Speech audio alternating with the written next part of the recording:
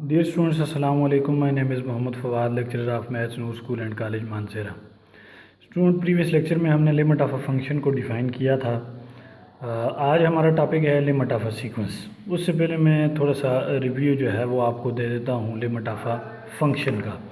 तो limit of a function क्या थी कि if f of x is a function of x and c, l are the real numbers, then l is the limit of a function f of x as x approaches to c. कि यहाँ पर हमने ये कहा था कि जैसे जैसे ये x जो है वो लेफ़्ट साइड से या राइट साइड से c को अप्रोच करेगा तो जो फंक्शन होगा वो अबव और बिलो जो है वो हमारे पास इस l को कन्वर्ज करेगा।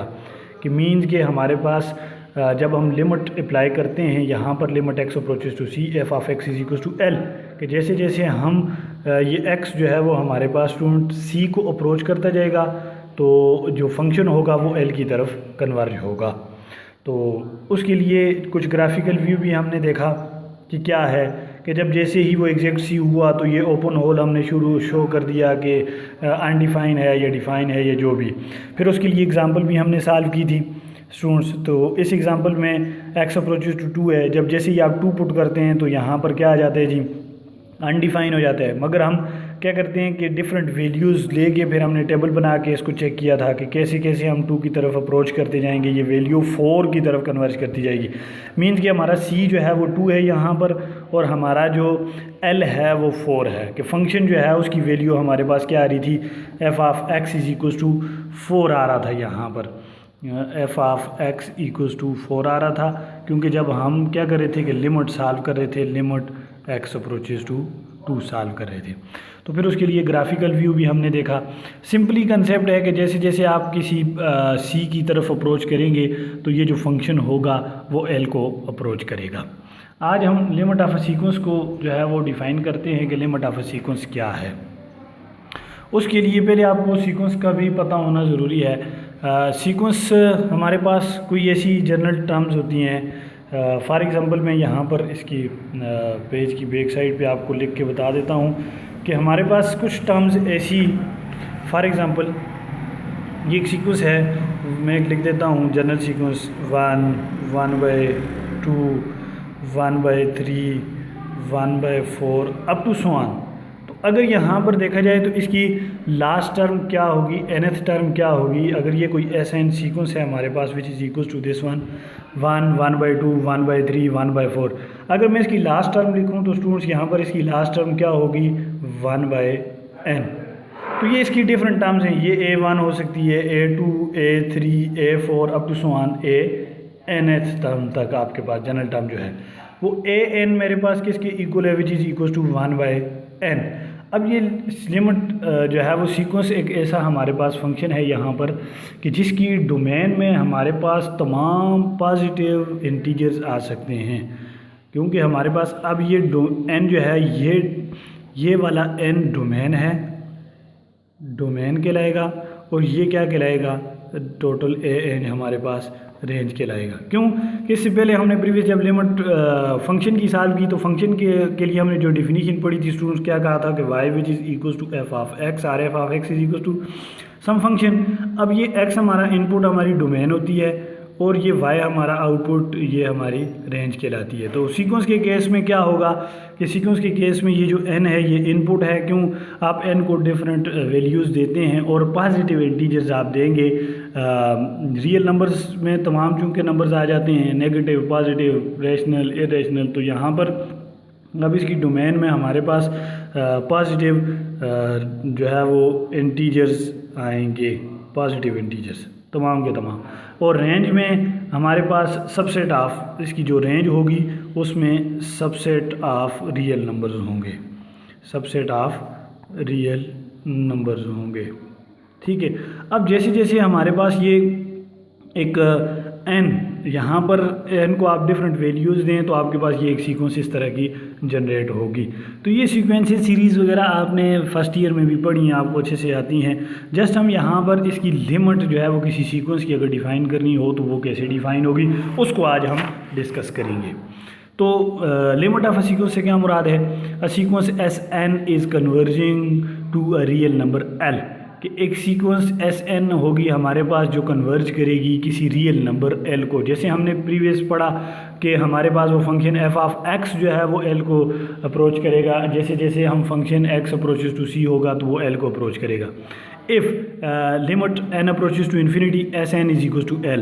कब? If for every h is greater than zero, कि हर एच क्या हो, ग्रेटर देन ज़ीरो हो। There is an integer n, कि हमारे पास कोई ऐसा इंटीजर होगा n such that s n minus l is less than h whenever n is greater than or equal to n, otherwise sequence diverges. अब इसका मतलब क्या है? इन तमाम बातों का जो मैंने की कि हमारे पास कोई सीक्वेंस होगी, उस सीक्वेंस को अगर एन जो है वो स्मॉल एन हमारे पास अप्रोच करेगा इन्फिनिटी को, तो जो एस एन वो लिमिट होगी वो एल की तरफ कन्वर्ज करेगी। अब इसमें एच क्या है कि एच ग्रेटर देन ज़ीरो हो, there is an integer n, ये एन सच दैट ये कंडीशन कि s n minus l absolute is less than h whenever n is greater than or equal to n. तो इन तमाम बातों का मतलब क्या है, कुछ इसका ग्राफिकल व्यू हम यहाँ पर देखते हैं जी। इसको ज़रा ग्राफिकली हम समझते हैं। हमारे पास लेट से मैं ग्राफ ड्रा कर देता हूँ यहाँ पर,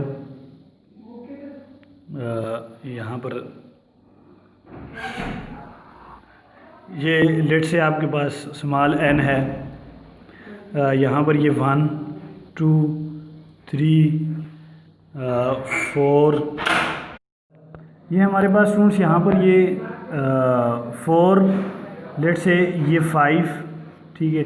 अब यहाँ पर अप टू स्वान एन तक। अब यहाँ पर अगर देखा जाए तो ए एन डिफरेंट वैल्यूज़ हैं हमारे पास। यहाँ पर मैं अगर लिख दूँ लेट से 1 2, अब अगर 1 पे वो सीक्वेंस मुझे कोई वैल्यू फॉर एग्जांपल 1 पे 1 ही दे रही है, 2 पे जो है वो थोड़ी सी बड़ी वैल्यू मुझे दे रही है, 3 पे फिर उससे लेट से थोड़ी सी कम वैल्यू आ रही है, 4 पे फिर कम वैल्यू आ रही है। तो डिफरेंट वैल्यूज़ जो है वो मेरे पास उस सीक्वेंस की आएंगी, क्योंकि ये मेरे पास ए एन है और ये एन है। अब यहाँ पर अगर देखें तो मैं एक लाइन लगा देता हूँ हमारे पास जो कन्वर्ज करेगी एल की तरफ, एक लाइन लेट से ये वो एल है कि जो सीक्वेंस ए एन या ए एल हमारे पास कन्वर्ज करेगी एल की तरफ।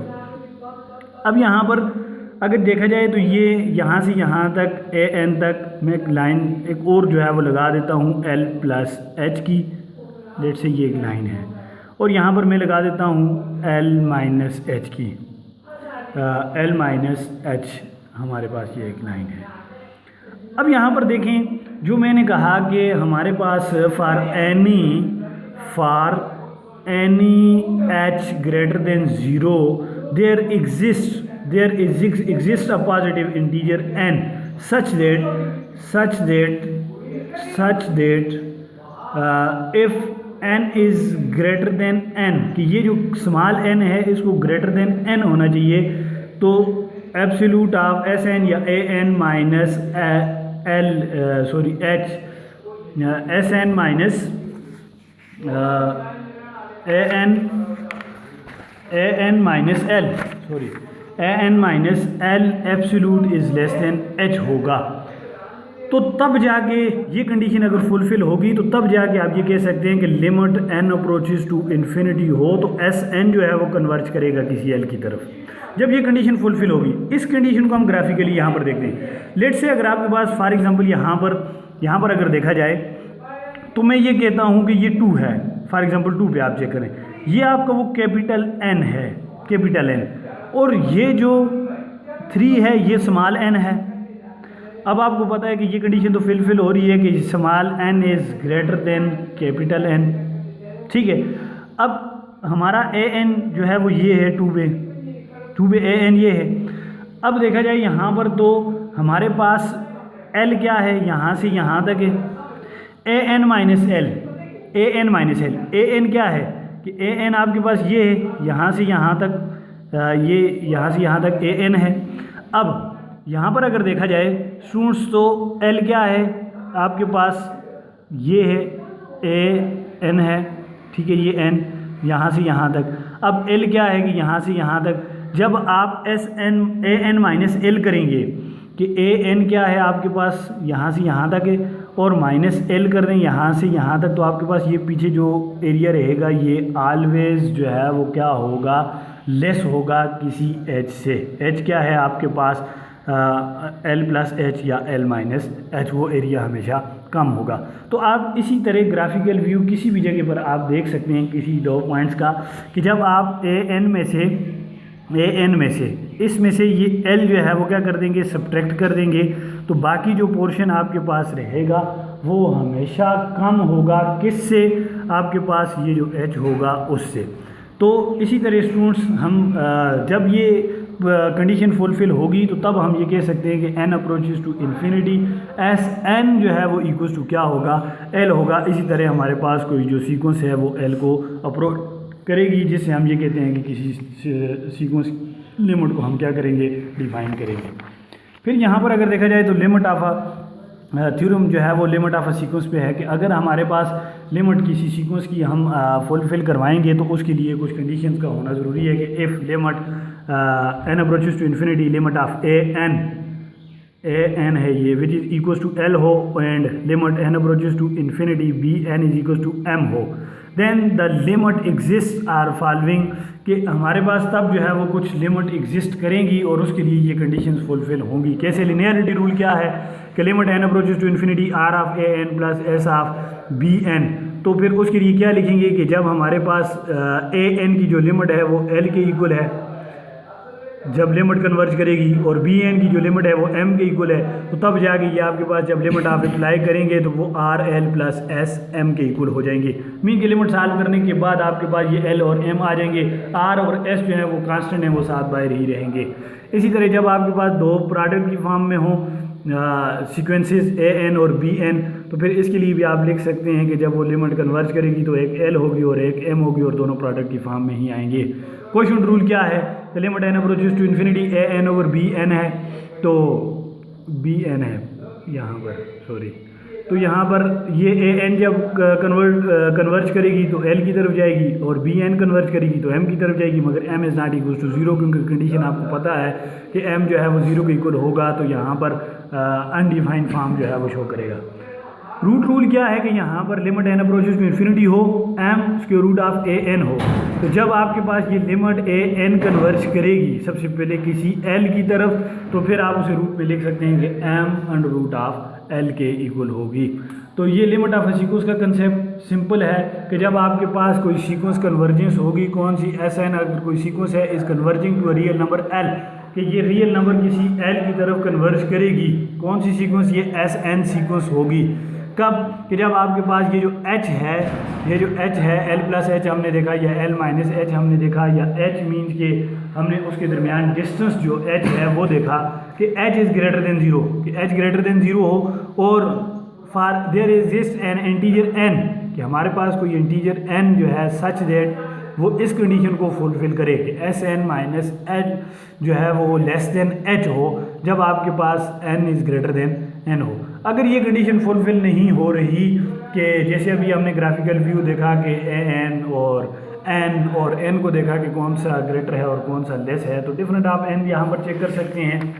यहाँ पर आप फॉर एग्जांपल ये आपका 2n है, ये n है कैपिटल N, आप यहाँ पर भी चेक कर सकते हैं 4 पे भी जो वैल्यू आ रही है, लेट्स से 4 पे अगर आपके पास कोई ये वैल्यू आ रही है, यहाँ पर कोई वैल्यू आ रही है 4 पे, तो L क्या है, यहाँ से ये है आपके पास L, तो यहाँ से आप क्या करेंगे, यहाँ से आप L में से इस AN को सब्ट्रैक्ट कर देंगे, इस AN को इस L में से, टोटल ये L है, और उस L में से यहाँ तक ये वैल्यू सब्ट्रैक्ट कर दें, बाकी जो आपके पास पोर्शन रहेगा वो पोर्शन जो है वो H वो क्या कहेगा कि हमारे पास तब जो है वो AN लेस देन होगा जब ये limit n approaches to infinity s n is equal to l होगा, और ये कंडीशन होगी कि इसका एब्सोल्यूट लें AN माइनस एल का, कि ये AN है यहाँ से यहाँ तक और ये L है, ठीक है, टोटल ये यहाँ से यहाँ तक L, यहाँ से यहाँ तक ये N, इन दो का जो है वो क्या करें, सब्ट्रैक्ट करें AN में से AL को, और फिर इनका एब्सोल्यूट लें, और वो ये चेक करें कि लेस देन H है कि नहीं। अगर लेस देन H है तो फिर आपके पास जो है वो क्या होगा, वो सीक्वेंस जो है वो कन्वर्ज करेगी, और फिर limit n approaches to infinity हो तो एस एन जो है वो किसी l की तरफ कन्वर्ज करेगी। अदरवाइज़ जो है वो अगर ये कंडीशन यहाँ से यहाँ तक ये फुलफ़िल नहीं हो रही कि आप n में से l को जो है वो सब्ट्रैक्ट करने के बाद उसका एब्सोल्यूट लें और वो ग्रेटर देन h हो जाता है या कोई और वैल्यू आ जाती है, तो फिर आपके पास वो सीक्वेंस डाइवर्जेंस सीक्वेंस होगी, वो कन्वर्जेंस नहीं होगी। तो स्टूडेंट्स यहाँ तक जो है वो हमने लिमिट ऑफ अ सीक्वेंस को देखा। फिर भी अगर आप लोगों का कोई क्वेश्चन हो, किसी भी जगह पे समझ ना आई हो, तो आप लोगों ने जो है वो मुझे कमेंट में पूछ लेना है। और आप लोगों का जो काम है वो कुछ एग्जांपल्स हैं, नेक्स्ट तो इंशाल्लाह कुछ एग्जांपल्स हैं वो मैं खुद करवाऊंगा। एक दो एग्जांपल्स हैं जो जस्ट सिंपली लिमिट सॉल्व करनी है, वो आप लोगों का काम है, आप लोग सॉल्व करके वापस मुझे चेक करवाएंगे।